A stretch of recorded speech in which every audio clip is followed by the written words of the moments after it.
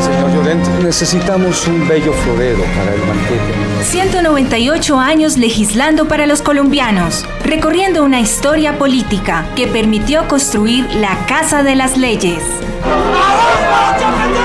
¿Qué le parece, doctor Caldas? Este es el lugar donde se presentan, debaten y aprueban las normas. Si don Antonio Nariño estuviera aquí presente. Esta crucial misión nos hace baluarte de la democracia. Aquí comienza Voces del Senado.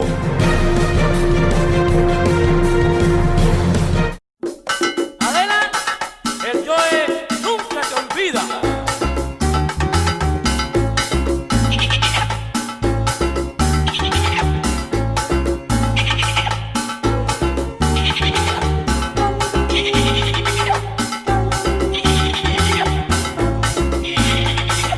Hoy 2 de agosto y como cada fin de semana el equipo de periodistas de Voces del Senado les trae los hechos que son noticia en el legislativo. Amables oyentes de las 53 frecuencias de la Radio Nacional de Colombia y a quienes nos siguen a través de las diferentes plataformas virtuales en donde nos encuentran como Senado Colombia en Facebook y YouTube y en Twitter somos @SenadoGovCo, siempre con el numeral Voces del Senado y les decimos gracias por su sintonía.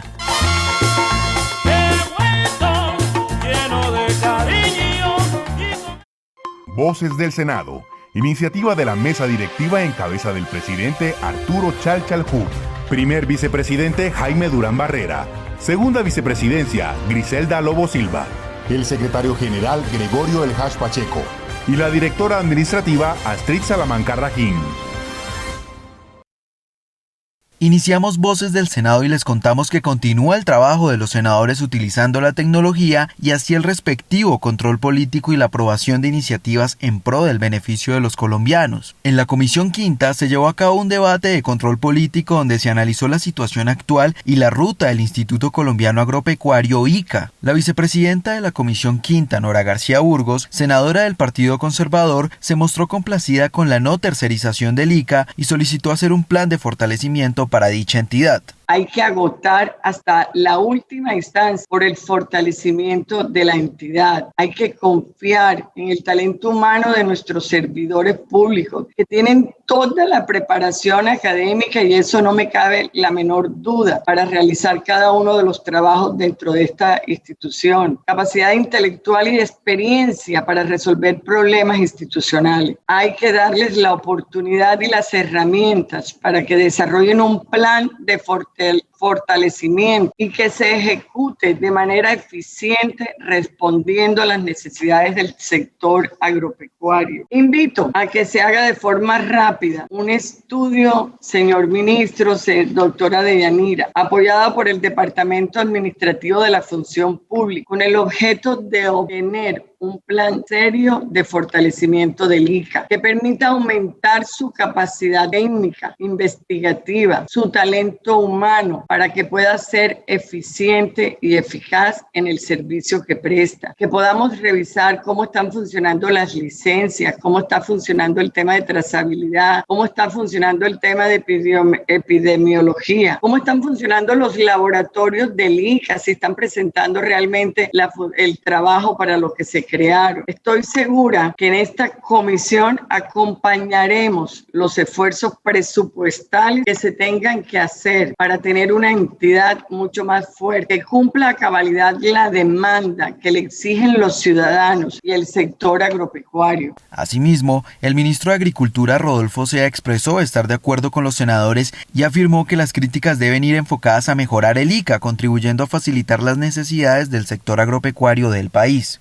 Es en una de las cosas que todos hemos coincidido, y es que lo que hay que hacer es fortalecer al ICA, porque lo que sí nunca se va a perder es que el ICA siga siendo la autoridad en estos temas fitosanitarios y en los temas que le competen. Entonces tenemos que definir claramente dónde están esos límites, dónde están esas barreras, tener esa claridad que no se presta a suspicacias, como se ha prestado el día de hoy o como lo han manifestado algunos de ustedes, de quién va a brindar esos servicios. Y yo también los invito a que tengamos confianza, a que tengamos unión, a que tengamos articulación y a que trabajemos todos en pro de un objetivo, que es el sector agropecuario, piscícola y pesquero de Colombia, en el cual el ICA es una herramienta fundamental. Voces del Senado. Con 76 votos a favor, la plenaria del Senado aprobó la renuncia del magistrado de la Corte Constitucional, Carlos Bernal Pulido, quien por motivos personales se apartará del cargo a partir del 7 de agosto del 2020. Al respecto, se presentaron posiciones a favor y en contra. Para la senadora Daira Galvis del Partido Cambio Radical, el ejercicio democrático y la participación del Congreso en esta votación debe ir por encima de cualquier distinción política. El voto es secreto y no es el momento de decir si voté o no voté por el doctor Bernal, pero lo cierto es que ese estandarte o eslogan que tiene el Congreso de la República de que allí vive la democracia, que aquí vive la democracia, ¿dónde quedó? No hay una norma que se imponga como camisa de fuerza para que un magistrado no pueda renunciar. Mire, existen varias actitudes. En una época, algunos magistrados hemos sido del criterio de que lo mejor era que renunciaran cuando ha habido controversias en relación a su conducta. Y en otras, como en el caso del doctor Bernal, que no tienen nada que ver con un mal comportamiento o un comportamiento que sea digno de reproche. Resulta que hoy vamos a pretender, entre comillas, obligarlo a imponerle una camisa de fuerza para que no se vaya porque, en nuestro parecer, traicionó o no cumplió con el periodo correspondiente a esos 8 años. Yo siento que en ese sentido no es equilibrado el criterio de los compañeros del Congreso, independientemente a que en lo personal, frente al país, de pronto sea frustrante, o por qué no decirlo, es frustrante, pero también hay algo que es cierto: la renuncia es personalísima. No hay una sola norma que como instrumento nos permita impedir esa renuncia o la ira del señor magistrado Bernal. Igualmente, el senador del partido Colombia Justa Libres, John Milton Rodríguez, resaltó la absoluta transparencia del magistrado Carlos Bernal y además pidió que se respetara su derecho de presentar la renuncia de acuerdo a sus motivaciones. Hablar del magistrado Carlos Bernal es hablar de un magistrado de las más altas cualidades académicas y su desempeño en la Corte Constitucional ha sido altamente destacado por sus propios compañeros. En la expresión de mis colegas, al menos en esa parte, veo que no hay queja alguna. Y más bien, lo que sí veo es que por encima del fuero íntimo se quiere vulnerar ese derecho que es básico, fundamental de un ciudadano en presentar una renuncia. Qué falta de respeto más bien de expresar por esta renuncia del magistrado Carlos Bernal, que se refiere a su fuero íntimo. Tratar de enlodar una persona de altos valores éticos y morales, colocando en duda su integridad y asociando los temas de cartel de la toga, tildándolo irresponsable, de engañar el tema del acuerdo de paz. Yo rechazo totalmente. El Congreso de la República no ha sido llamado a apedrear, a lapidar a una persona íntegra como es el magistrado doctor Carlos Bernal de esa manera. Sin embargo, el senador del partido de la U, José David Name, indicó que la postulación a un cargo de tal envergadura amerita un compromiso por parte de quien desea aspirar a una curul en la Corte. Creo que independientemente de los motivos, que no creo que son de fuerza mayor, se tiene un deber con el país, un deber con la Corte Constitucional, un deber con el Congreso de la República. Y yo os invito, señor presidente, a propósito de que vamos a elegir magistrados o magistrada próximamente en reemplazo de un magistrado que cumplió su deber de 8 años, que lo piensen bien. Los candidatos que se postulan en las diferentes cortes o que son ternados por el presidente de la República deben pensar bien su responsabilidad. Yo creo que no se pueden lanzar por colocar en su hoja de vida que fuera un magistrado de la Corte Constitucional. En el mismo sentido, el senador Armando Benedetti expresó que este problema de las Cortes viene de tiempo atrás con medidas que se han tomado al interior de la misma, perjudicando muchas veces el poder que tiene el Congreso sobre las leyes. Es posible que a alguien no se le pueda negar el derecho de renunciar, pero es que él vino aquí a ser elegido para 8 años y eso ya se ha dicho. Pero a lo que yo quiero llegar es que cuando todos los miembros de la Corte Constitucional vienen a hacer vueltas aquí para que nosotros votemos por ellos, para elegirlos, entonces lo que termina sucediendo es que ellos van y hacen campaña diciendo que van a proteger la Constitución, que van a proteger el derecho del Congreso, del otro poder legislativo, etcétera, etcétera. Y cuando llegan allá hacen todo lo contrario de lo que nos dijeron que iban a hacer, todo lo contrario de lo que quisiera el poder legislativo. Porque lo que sucede de siempre, como ha pasado en cada fallo que viene dando la Corte de los últimos 20 años, es para correr la cerca. De hecho, hay una verdad a puño que se la quiero recordar a ustedes hoy, que quien legisla no es el Congreso de la República, sino la Corte Constitucional. En el de equilibrio de poderes, llegaron al colmo de borrar lo que habíamos legislado, lo que habíamos aprobado, para ellos escribir lo que debería hacerse o no hacerse. Y obvio que cada voto que uno dé por o algún magistrado de la Corte Constitucional tiene una connotación política. Por eso lo elige el Congreso, por su connotación política. No por revisar hojas de vida, maestrías y doctorado, etcétera. Que claro que también las revisamos, que claro que hace parte de la votación la decisión que vamos a tomar. Pero quiero recordarles eso, que no se les olvide. Voces del Senado. Esta semana también se llevó a cabo la aprobación de 6 ascensos de altos oficiales de las fuerzas militares. Entre los ascendidos están el comandante del Ejército Nacional y el jefe del Estado Mayor Conjunto de las fuerzas militares. El primer vicepresidente del Congreso, el senador liberal Jaime Enrique Durán, destacó la gestión de los senadores para los ascensos de los militares durante la sesión plenaria, indicando también la hoja de vida y el estudio realizado previo a postularlos para esta distinción. El debate que nos convoca hoy ha suscitado diferentes interpretaciones en la noche de hoy. Nosotros en la Comisión Segunda, hago parte de ella, representando al Partido Liberal, naturalmente que tramitamos el ascenso de estos 6 altos militares que hoy se ponen a consideración de la plenaria del Senado de la República. En el desarrollo de ese proceso, naturalmente, estudiamos sus hojas de vida, su capacidad profesional, sus destacadas labores militares y llegamos a la conclusión que merecen tener el ascenso que hoy se solicita a la plenaria del Senado. Está todo debidamente documentado, todos los temas legales están debidamente tramitados.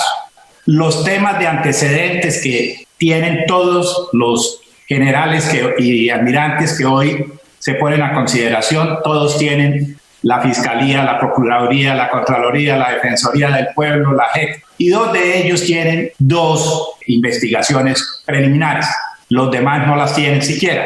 Luego, hoy les podemos decir a los compañeros del Senado que dichos generales y almirantes tienen todo el derecho de ascender respetando los cánones constitucionales y legales que nosotros desarrollamos. Por otro lado, el senador liberal Jaime Durán afirmó que no hay que dejar de lado las investigaciones que tienen otros miembros de la fuerza pública y pidió al jefe de la cartera de defensa, Carlos Holmes Trujillo, celeridad con este tema. Aquí se tocaron otros temas diferentes a los ascensos, que tienen que ver con las responsabilidades, digamos, de ciertos miembros de las fuerzas militares en sus desafueros. Desde el liberalismo, naturalmente que lo reprochamos. Creemos que el Ministerio de Defensa ha ido encaminado pidiendo la baja de 16 generales y nos parece que el gobierno del Ministerio de Defensa va en buena senda con referencia a esos temas, pero nosotros creeríamos que se puede hacer más y naturalmente todos estos problemas de corrupción pues tienen que ser de alguna forma desterrados de las fuerzas militares. Por su parte, la senadora de la lista decente, Aida Bella, expresó que el problema con las fuerzas militares es un asunto que viene de años atrás y que seguir realizando esta clase de ascensos, a pesar de los señalamientos de algunos aspirantes, perjudica en gran medida el ejercicio democrático. Yo voy a hablar como una sobreviviente del genocidio de la Unión Patriótica. Efectivamente, miles de mis compañeros murieron y el Estado colombiano ha sido prácticamente señalado por la Comisión Interamericana de la OEA por 3 razones. Responsable del exterminio de la Unión Patriótica. Primero, por omisión, si no hicieron nada, tienen la culpa. Segundo, por colaboración, dieron armas, pagaron hoteles, la fuerza pública. también tiene la culpa, y por acción directa, como en el caso de Manuel Cepeda Vargas. Fue una orden militar en un curso precisamente de inteligencia. Y yo creo, señor presidente, que aquí no se trata de enlodar a nadie, en absoluto. Hay oficiales, hay suboficiales, hay soldados realmente buenos que nunca se prestarían a la violación de los derechos humanos. Pero hay otros que lo han hecho y ahí están las realidades. Son realidades que no podemos esconder, son realidades que no podemos decir que no ocurren. A su vez, la segunda vicepresidenta del Senado integrante del partido FARC, Sandra Ramírez, discrepó con la votación de ascensos y se abstuvo de votar, manifestando que la fuerza pública no es garante de transparencia y resaltó hechos recientes en donde varios militares han cometido actos deshonrosos, no solo para la institución, sino también para el país. No es el momento para los ascensos militares a los generales, por el fracaso de la guerra contra el narcotráfico, que se evidencia en que los altos mandos militares no han sido capaces de controlar el narcotráfico, pero sí el resultado es muy lamentable, de violaciones a menores, ejecuciones extrajudiciales, asesinatos y masacres, como lo que hoy estamos viendo en la región del Catatumbo, que está atravesando por una crisis humanitaria muy delicada.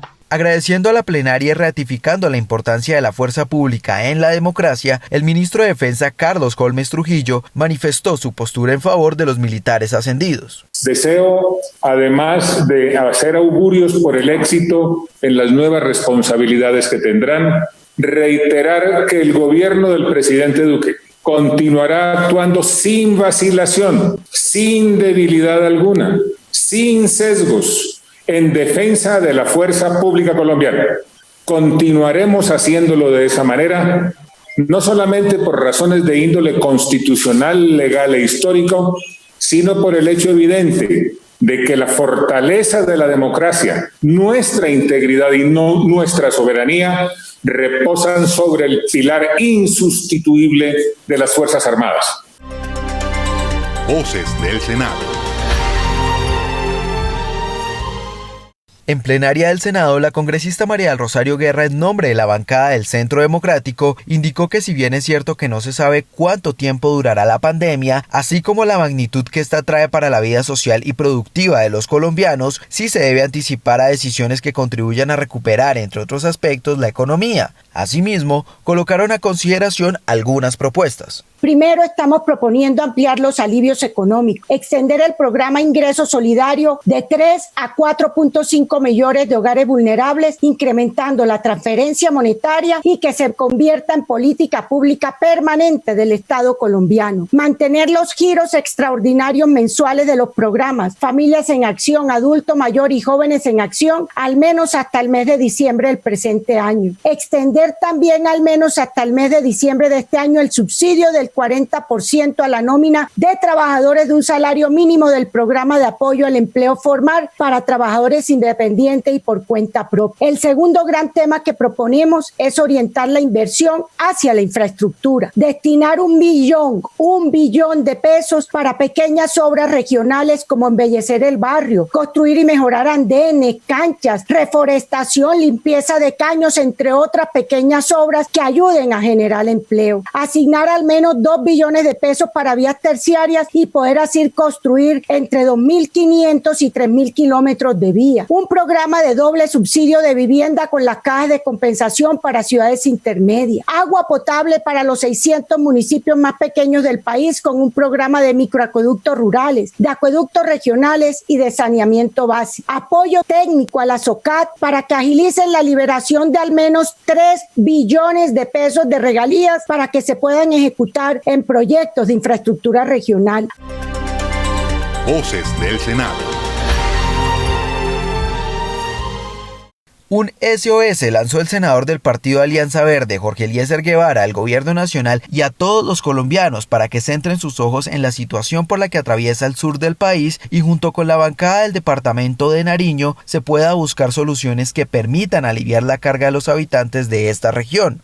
El senador Guevara recalcó la urgencia de atender esta situación. La situación de Caquetá y Putumayo es supremamente difícil. ¿Cómo será difícil la situación del Putumayo? Que el gobernador ha resultado contagiado. Gracias a Dios ya se recuperó, ya salió de la UCI de Cali y se encuentra poniéndole el pecho a esta pandemia en el departamento. Pero quiero hacer énfasis de manera especial en la situación de Puerto Leguízamo, un pueblo retirado, sin carretera, con una comunicación terrible. Sí, la S. María Angelines presenta una crisis durísima. De ayuda solo le ha llegado una carpa y una cama UCI. Yo quiero recoger las palabras que manda el señor alcalde. Comillas, la administración en más de 5 ocasiones ha solicitado al Ministerio del Interior nos dé autonomía para enfrentar la crisis de la pandemia en el territorio. La solicitud se hace a raíz de lo complejo que es la geografía del territorio de Leguízamo. Compartimos frontera con 2 países, Ecuador y Perú, una frontera muy larga. El ministerio nos lo ha negado. El personal médico está contagiado. De los 8 médicos, solo 2 le ponen pecho a esta terrible situación. Insistimos en que nos permitan un aislamiento total del municipio por unos 15 días y además solicitamos que un equipo de médicos especializados nos acompañe en este duro momento con herramientas para enfrentar esta dura pandemia.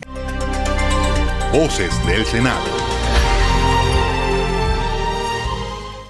Los senadores Jorge Enrique Robledo del Partido Polo Democrático y Juan Luis Castro del Partido Alianza Verde citaron a debate de control político a los ministros de Salud y de Hacienda para que expliquen la negligencia de muchas EPS en el manejo que se le ha dado a la pandemia del COVID-19. Así lo expresó el congresista Juan Luis Castro. Para atender y garantizar el derecho fundamental a la salud de cientos de miles de colombianos y colombianas afectados en medio de esta pandemia y que no han estado a la altura de lo que requiere el país. La responsabilidad histórica de este Congreso es precisamente canalizar los clamores de la ciudadanía y actuar en consecuencia. Y por eso hemos venido proponiendo muchas cosas que de alguna manera no se han dado para tener un modelo más digno del sistema de salud. No puede ser que en la peor crisis de salud pública de nuestra historia no hayamos desarrollado a profundidad la ley estatutaria del 2015 y que no pase lo que está pasando en estos momentos con esta pandemia, que para generar más rendimientos financieros para sus accionistas, algunas EPS se embolsillen la plata y no le inviertan en lo más importante, el paciente y su derecho fundamental a la salud. Este es un sistema de salud experto en curar y no en prevenir. Si hacemos las reformas para lograr que se vuelva preventivo, vamos a salvar muchas vidas y tener más dignidad. Y nunca olvidarnos de los trabajadores que están poniendo el pecho y que de alguna manera han sido olvidados en medio de todo este desorden. También esperamos que el ministro Carrasquilla le explique al país cuáles han sido los manejos, las destinaciones, la administración de los 29.5 billones de pesos que según el mismo ministerio se han destinado para atender la pandemia por parte del gobierno. Y necesitamos saber, porque radiqué un derecho de petición al ministro y quedé francamente preocupado. De esos 29.5 billones se han ejecutado a la fecha 8.3 billones. Y lo hemos dicho en varias ocasiones, estas no son situaciones para la ortodoxia, estas son situaciones donde hay que actuar de manera ágil. Permite concluir esto que el gobierno cuenta con 21.2 billones que podría, entre otras cosas, destinarlos a financiar la propuesta de renta básica liderada por el senador Iván Marulanda y colegas de todas las bancadas del Congreso. Esperamos que los ministros vengan a esta plenaria y le hablen con sinceridad al país, señor presidente. Esta crisis nos ha puesto a prueba y necesitamos que este Congreso no cese en el control político al gobierno nacional. En la peor crisis social y económica de nuestra historia. Voces del Senado. Queridos oyentes, les contamos que fue elegida la nueva mesa directiva de la Comisión Afro del Congreso, en donde quien ocupará la vicepresidencia para este periodo es el senador del partido FARC, Israel Zúñiga, quien habló con nuestra periodista Noensi Mosquera sobre los retos que asumirá para esta legislatura en favor de las comunidades afro del país. Muy buenos días, amables radioescuchas. Nuestro invitado en el día de hoy es el senador Israel Zúñiga Iriarte, vicepresidente de la Comisión Afro, electo en la legislatura 2020-2021. Senador, muy buenos días y bienvenido a Voces del Senado. Muchas gracias por la posibilidad que nos brindan de intercambiar con su importante audiencia. Senador, ¿qué proyectos de ley tiene para esta legislatura para la población afro? Con referencia a los proyectos pendientes de tramitación tramitar ante la Comisión Legal Afro, ninguno tiene la envergadura e importancia de la necesaria reglamentación de la Ley 70, deuda que este país y que este Congreso tiene para con nuestros pueblos y nuestros territorios. La reglamentación de la Ley 70, para que ésta por fin se convierta en el instrumento que permita garantizar los derechos de nuestros pueblos, los derechos más allá de la territorialidad, el derecho a autogobernarnos, el derecho a las economías y sobre todo el derecho a preservar la vida y nuestra visión de desarrollo. Ese es uno de los grandes retos que tendremos que afrontar en esta legislatura. Es necesario, es imprescindible la reglamentación de la Ley 70. De igual manera que en medio de esta pandemia que azota el mundo y que en específico en el caso colombiano atropella de mayor manera y con mayor gravedad a nuestros pueblos, es de gestionar que el FOME genere una cuenta particular, específica para la atención diferenciada de nuestros pueblos, dado que el Andén Pacífico padece de la infraestructura necesaria para dar la adecuada atención. En ese sentido, el reto que asumimos, no solamente individualmente como van en la bancada, sino en la bancada misma, es poder afrontar esa posibilidad de generar esos espacios que permitan afianzar los derechos de nuestros pueblos. Voces del Senado. Para finalizar, les contamos que el senador conservador Efraín Cepeda expresó que el Estado es fiador de cerca del 90% del valor de los créditos hechos por los bancos a micro, pequeños y medianos empresarios, pero los bancos se niegan a entregar los recursos. Puntualizó el congresista Cepeda que son alrededor de 24 billones a través del Fondo Nacional de Garantías, de los que solo se han desembolsado 5.5 billones. ¿Quién irá a debate de control político por esta situación? El senador Efraín Cepeda no responde. El gobierno del presidente Iván Duque, con gran esfuerzo fiscal, creó unas líneas de crédito con garantías del Fondo Nacional de Garantías. Quiere decir ello que el Estado responde por el 80 o el 90% de las deudas que se adquieran a través de la banca privada. Son alrededor de 24 billones de pesos. 16 de ellos van a las MIPYMES, que generan 17 millones de empleos, el 80% del empleo formal del país y que contribuyen al PIB entre el 35 y el 40%. Ahora bien, de esos 24 billones de pesos, solo se han desembolsado algo así como 5 billones y medio. De manera que hay alrededor de 18 billones de pesos que no se desembolsan y que se requieren urgentemente para impedir que siga creciendo la tasa de desempleo, para que cada colombiano lleve el pan a su casa. Por eso hemos citado a un debate en la Comisión Tercera al señor ministro de Hacienda, director del Fondo Nacional de Garantías, de Bancoldes, y al superintendente financiero para hacer un análisis, encontrar responsables y que esos recursos estén prontamente para reactivar la economía y proteger el empleo de los colombianos. Síganos en Facebook como Senado Colombia, en Twitter e Instagram como @SenadoGodCo y a través de la aplicación Mi Senado, donde pueden ser veedores de la labor que cumplen los congresistas.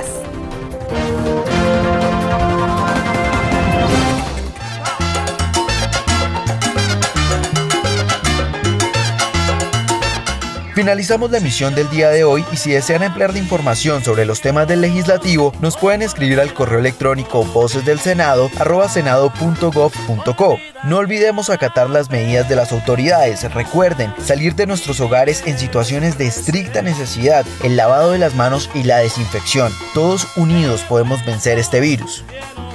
Este programa se realizó bajo la dirección de la jefe de la Oficina de Información y Prensa, Raquel Gutiérrez Vizcaíno, la coordinación de Maritza Pardo Rojas, en el trabajo periodístico Noensi Mosquera y quien les habla Alexander Ariza. La producción de Carlos Segura Romero. Les deseamos un feliz día y no se olviden de nuestra cita todos los sábados y domingos a partir de las 7:30 de la mañana. Somos Voces del Senado.